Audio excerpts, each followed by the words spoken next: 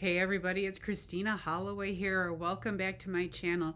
Today we're going to talk about a 3-step framework you can use at work when you're facing ambiguity during a project. That's a tough situation, so I'm going to walk through this simple framework that will help you out of confusion and into confidence.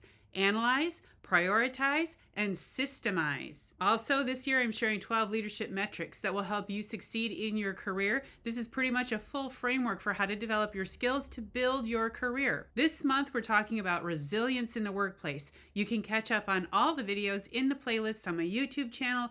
Everything is linked below in the description. Real quick, if you enjoy this content and want to learn more about how to make power moves in your career, make sure to follow my channel and hit the notification bell so you never miss a video from me. All right, so let's get started. Number 1, analyze. In order to understand what we need to analyze here, we first want to get an understanding of what ambiguity in a project can do to you.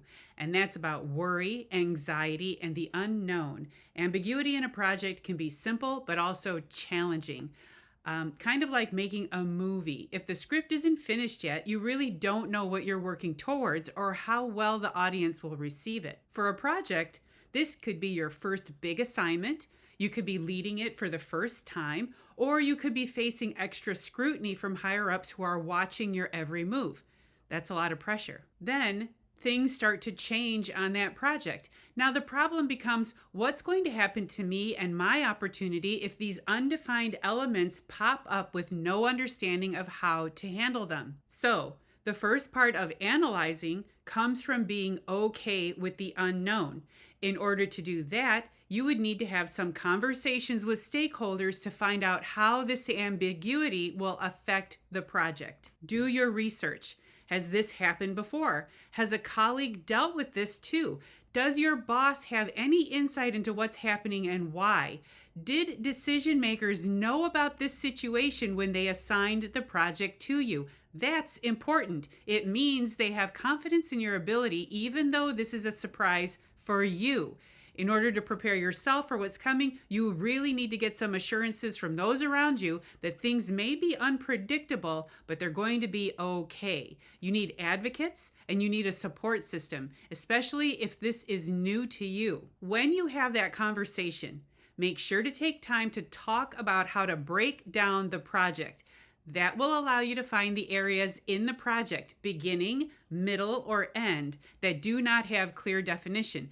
Take the time to find the areas that are the most ambiguous, but also find the parts of the project that go back to normal accountability. That's going to allow you to plan for the moments that are less clearly defined. Number 2, prioritize. Now, this includes prioritizing tasks and setting realistic goals. Definitely do that. But now you've found the weak link. You know where the ambiguity will land. In order to make it through that moment, you now need to create a prioritizing strategy that will help you through that moment. How are you going to do that? Well, here are some ideas. You could prioritize status meetings with your supervisor or a stakeholder. You could hold regularly scheduled update calls with the team members. You could create tracking documents that keep the most important stuff that you've already identified moving forward. What does this do? It helps you have consistency and communication while things are changing or undefined. In order to deal with stress and overwhelm during an important project that's either changing all the time or not clearly defined in the first place, you need to create an environment of predictability for yourself. That means finding ways to stay in touch with important people and making sure deliverables that you can control are staying consistent and reliable. Then you can add the unknowns as they reveal themselves inside your current priorities. Now, if meetings aren't your thing, use Slack or use email or anything else that feels comfortable for you. Find a way to stay connected with people who can be supportive and give them solutions that they can rely on. Number 3, systemize. You might get advice to use a to-do list in order to systemize your project while unknown elements are surfacing. I usually suggest creating a take action list. You'll need to create a system with frameworks inside that system to help you ride through those ambiguous moments during your projects. A take action list or even a take action plan helps you organize the decisions on your plate.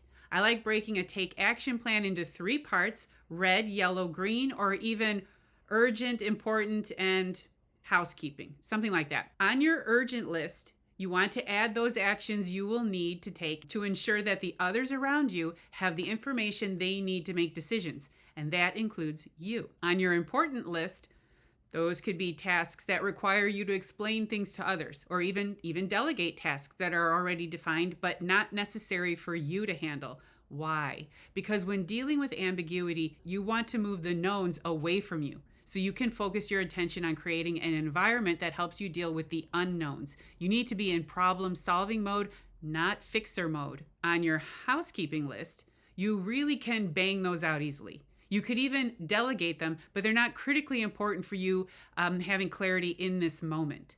This take action list is about you categorizing what's most critically important to you to clear up or just deal with ambiguity in this moment and then move things forward. This is your system. Now, when you put all these together, here's what that looks like. You analyze the situation and get information from stakeholders and decision makers on how ambiguity will impact the project.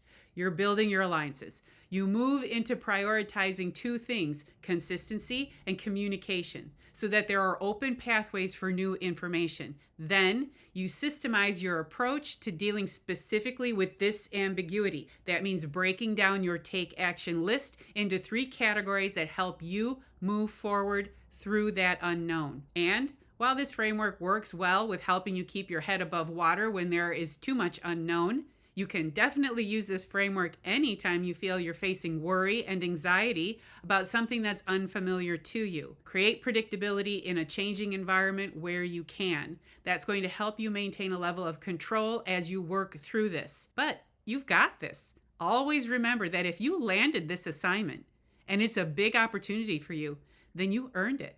So do your best. All right, so that's it for my video on how to handle ambiguity at work, especially with a project that appears to have no direction.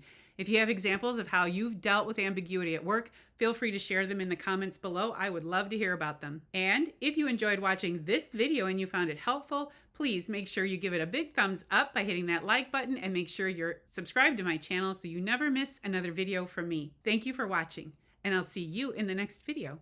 Bye.